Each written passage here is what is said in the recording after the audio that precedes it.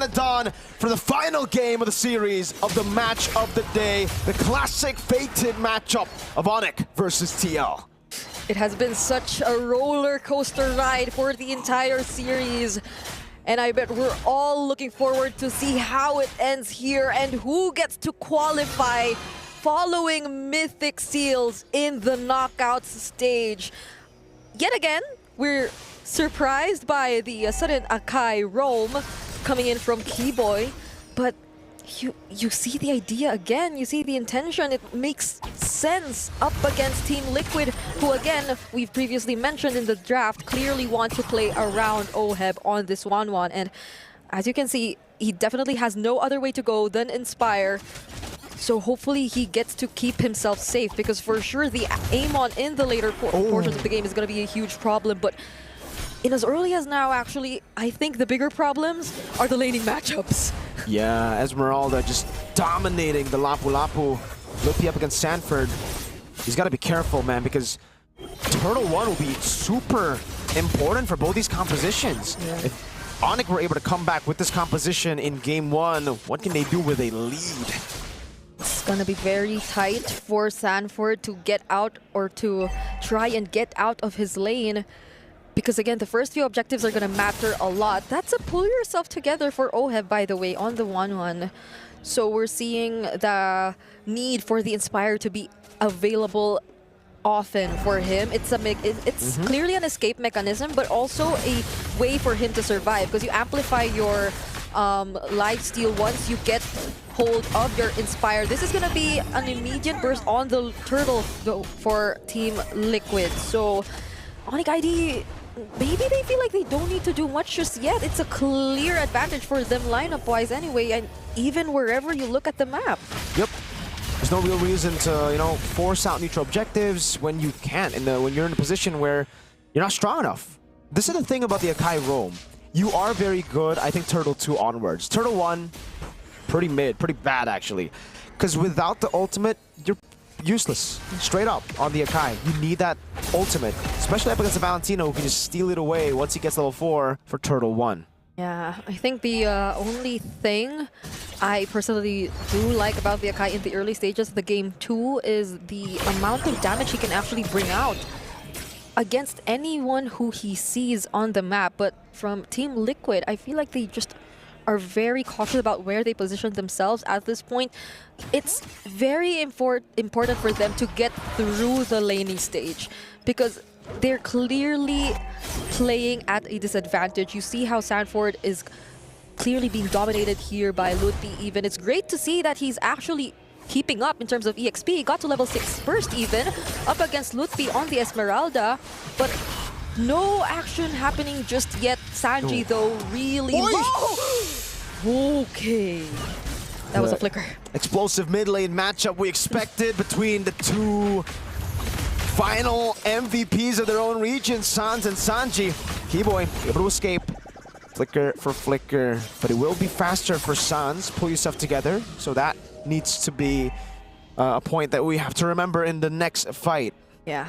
No heavy spins just yet from Keyboy. So that's something we're also looking forward to see in the coming matches. But again, the next hurdle is gonna spawn here down the bottom. Kyrie still taking his orange buff, and Carl TZ seems like he just wants to take it all for himself all over again. ONIC are already nearby, but Sanford and Sanji, San duo pinned down Sabero. That's gonna be first blood. They also look for Sanji on the other side of the map, and Carl TZ gets the turtle. A disaster for ONIC. Lutfi gets away with Falling Star Moon. They lose out Turtle 2. Liquid are pushing with their lead now, 2-0.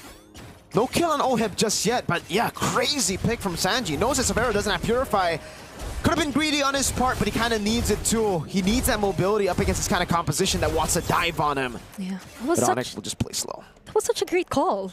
Amazing call. He literally used the heavy spin in that spot, which denied ONIC of whatever the intentions they had of wanting to contest for that objective. And this is a pretty interesting take to, or in terms of our expectations looking at the draft, because Team Liquid after those two objectives, even without a massive team fight breaking out just yet in this game, they've already established and secured the lead for themselves.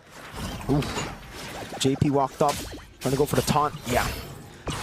Now for Liquid, it's again just the waiting game. They know that they are very strong around team fights when it comes to neutral objectives, just because they also have the Akai ult, right? Yeah. It's not just Kibo who has the Akai ult, and Sanji knows that that is the more important ult to take over the Feather Airstrike. And man, even without the Feather Airstrike, almost got a solo on Sans. Our mid laners are very aggressive in this game. Oh, yeah. It seems like they see no one else but themselves. Bravest Spider coming in from Sanford might actually get to take down Lutfi through the help of Carl TZ. Sanji too nearby if ever they needed help, but they didn't need any help anymore. Nope, Sanford does enough damage, especially when Carl TZ is there to pin Lutfi down. Kairu's gonna walk up, Sanji sees it, runs away. Clean game for TLPH, are really winning Keyboy. Oh, that's a beautiful catch onto two members, though. Carl TZ goes in, energy eruption onto two, and the AOG from JP. OHEB finally finds Keyboy, endless shots. Committed onto Sanji, but he dodges it. Now Sanford with a stun onto Kyrie. And 6-0 kill score for Team Liquid. TLPH got the lead early, and they're running with it. They're running ONIC ID down. Even in the counter matchup for Severo, yes, he counters the 1-1, but what is he going to do against the CC of Team Liquid, the jump constant ones? You saw him locked down. He got out of the first CC, then the AOG from GP locked him down again.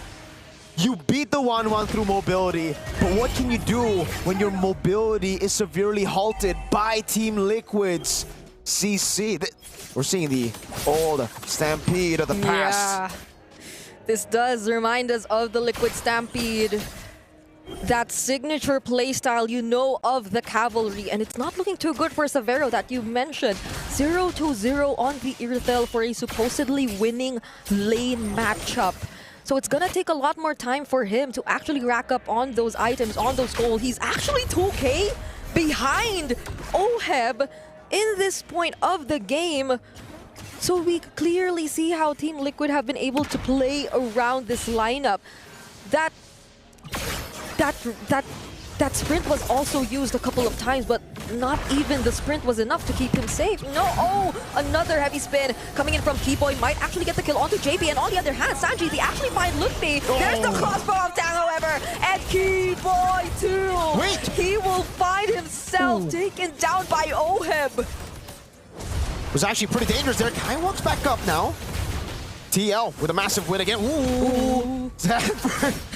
Dude, it's almost like he sees Kai and he's like, no. Walks up, gets a stun. It's like an automatic trigger on the Bravest Spider. Sanji dodges the airstrike, but there's a flicker from Sans. Oh my lord. We're seeing so many battles across the board. This is a 6,000 gold lead for TL, but ONIC are somehow still fighting back, making it close sometimes. OHEB again. But he went for the crossbow, Tang was close. Crossbow. He's alone, he's alone. Right, just in time there. But Carl's just 2-tag. He can do whatever he wants. He doesn't care. Now. He can do gold things. He can do gold things. He can use the energy eruption on any target he sees. And ONIC ID. They have to scale. They have to scale. They're a bit hesitant at this point, but it's understandable as to why. Here we go. Amon's appearance at MSC. Amon currently posts a 71% win rate in 7 games throughout MSC history. Two of those what? Are from Kyrie. We're from Kai. And a 100% win rate. Well, that could be the end of the 100% win rate for Kai as TL secure the Lord. First Lord of the game over to TL. So far, all the objectives going to TL. There's something going on between these mid laners. Oh, we know there's something going on. They've had something going on since M4. It's been a long time rivalry between these two. Sanji on this Valentina, he finds Sans the first time, and whenever Sans has his eyes set on Sanji, he burns the Fettered Airstrike. Even the flicker at times, he willingly does all that, because I do feel like Sanji too has been a very important factor in the game, in the way they're able to carry out their team fights despite that disadvantage we've been talking about in terms of the draft. Because whatever Sanji it's always the heavy spin that turns things around for Team Liquid. It's always that counter engage coming in from them that somehow wins them the fight, but the Holy Shields are about to go down. And it will go down to the bottom lane, defending from the Lord. Now in the mid lane, TL capitalizing on that, pushing it in. ONIC doing a good job at holding the wave from hitting the Holy Shield. And comes back to TL again, playing things super slow. Look at the goal difference by SNB, 8.5k for TL. So really no unnecessary risks needed. For TL, they can just constantly dive in. Sanford, Bravest Fighter! Oh, is this going to be a successful attempt? Actually just goes away and tries to disengage, but Carl Teasy, he does seem like he actually wants more. And that's the thing. Team Liquid, now that they're in this position, they cannot afford to make any mistakes similar to the previous games, similar to what they've been doing in MPL Philippines Season 15. And speaking of that, they find it along to Lumpy! Huh? Where did Lumpy go? Team Liquid! They snatched him. They put him in his pocket. Where did he go? Dude, that's the tankiest dude on the team, right? That's Esmeralda, right? But the Esmeralda. Okay, I guess Keyboy's tankier, but on a 0-3. 0-3, yeah. Oh. Okay. On a 0-3, and the matchup was against a Lapu-Lapu.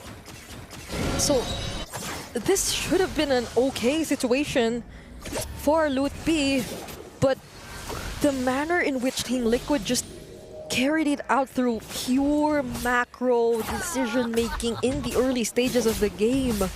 This is really impressive from the Cavalry. Incredibly impressive, and for Team Liquid, they also have learned from Game 1. It was a bit too scrappy despite the lead, so they toned it down. We know TL are a very aggressive team, yes.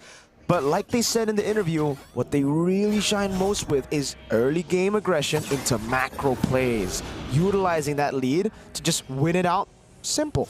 So here, Team Liquid are doing exactly that. They are en route to closing this game, and the only shot that ONIC have at coming back with a 10,000 goal lead on Team Liquid really would just be on a Liquid mistake. I cannot see ONIC even forcing out big plays anymore. It's a passive roam pick on Keyboy, and not much engage on XP. Sanford! Oh, goes for Savero, forces the heavy crossbow, but the stun lands onto Lutfi still. This time around, though, they won't be able to burst him down like a while ago. So ONIC ID will still have all 5 members for this upcoming defense. Here we go. 11,000 gold lead building up. Liquid Stampede running wild on ONIC ID here. Sanchez feeling it, walks up the base, dashes forward, splashes ONIC with damage. And the Lord is still coming in. TL, let's see what wave, how they decide to tackle this siege. What kind of wave manipulation did they end up doing? Is it just gonna be the 3-wave? No. I think it's a hold on bot. Yeah, it's a slow push on bot as they push in mid and top first. Let's see how this works out. Yeah, they're gonna sync up the waves, and they all have their utilities and battle spells intact. So ONIC ID will have to be very particular in how they defend this. But Kyrie, he might have put himself in a very difficult spot. Gets taken down by Sanford, and there goes the AOG from JP. There's a flicker from Keyboy. Somehow keeps himself alive, but not even the damage from Severo is enough. Sanford, too good at video games. Gets it down, Carl. Oh, will they still actually try to fight this? Because even right under the base,